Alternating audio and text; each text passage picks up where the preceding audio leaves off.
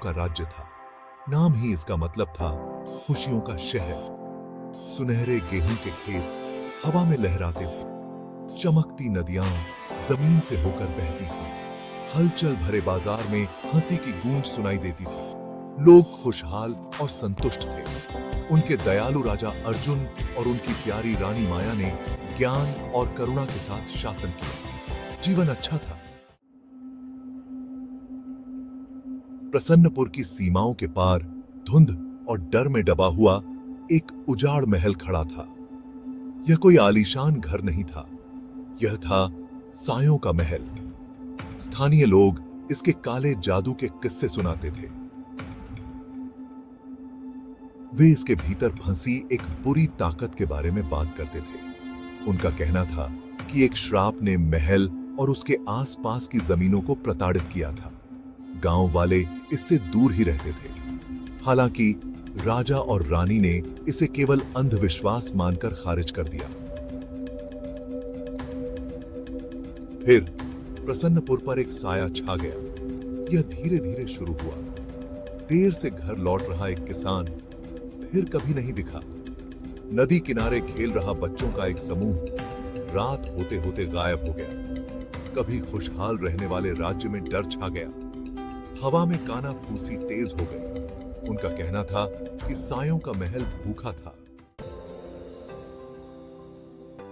चिंता से उनकी भौहें सिकुड़ी हुई राजा अर्जुन ने अपनी प्रजा को संबोधित किया। उन्होंने लापता ग्रामीणों को खोजने का वादा किया। उनकी आवाज मजबूत थी, लेकिन उनके अंदर डर का एक कंपन दौड़ रहा था।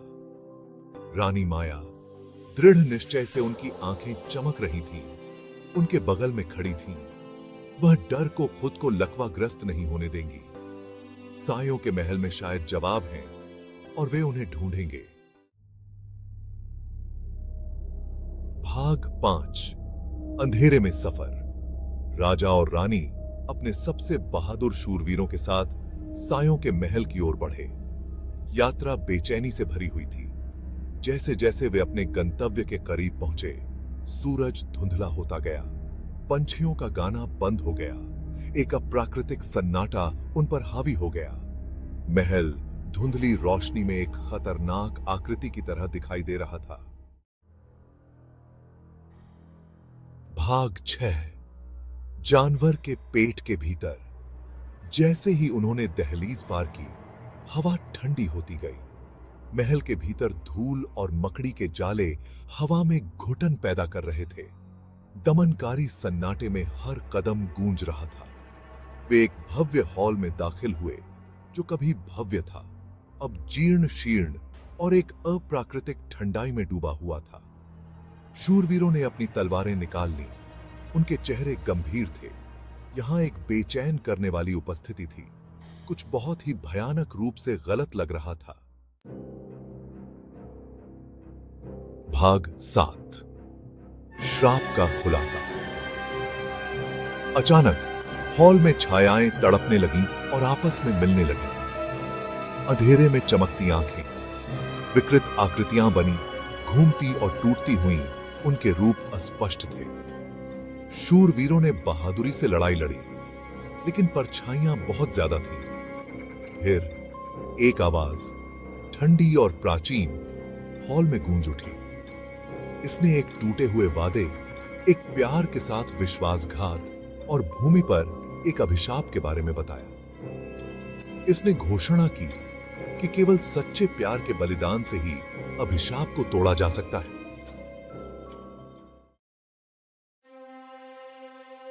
भाग 8 माया की रोशनी।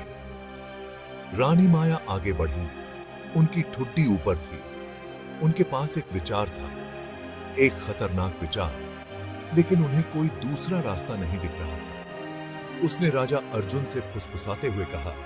उसके दिल में कंपी के बावजूद उसकी आवाज दृढ़ थी। उसने विरोध किया, लेकिन वह दृढ़ थी। वह अपनी प्रजा और अपने राजा के लिए अपने प्यार की रोशनी के अलावा और कुछ भी नहीं लेकर परछाइयों का सामना करेगी। भाग 9 एक प्यार जो सब कुछ जीत लेता है। रानी माया उनकी आवाज प्यार और अवज्ञा से गूंज रही थी। उन्होंने परछाइयों को संबोधित किया। उसने अपनी भूमि में अच्छाई के बारे में बताया, उस प्यार के बारे में बताया जिसने उन्हें बांधा था। उसने क्षमा और बलिदान की बात कही। जैसे ही उसने बोलना शुरू किया, उसमें से एक तेज रोशनी निकलने लगी जिससे परछाइयां पीछे हट गईं। राजा अर्जुन, उनका दिल टूट रहा था। उन्होंने महसूस किया कि वह क्या करना चाहते हैं। वह उसे अकेले इसका सामना नहीं करने देंगे। वह उसके साथ हो गया। उसके लिए उसका प्यार अंधेरे के खिलाफ ढाल था। उनका प्यार शुद्ध और अटूट पूरे महल में गूंज उठा। परछाइयां चीखीं और पीछे हट गईं। भाग 10। सवेरा फिर हुआ।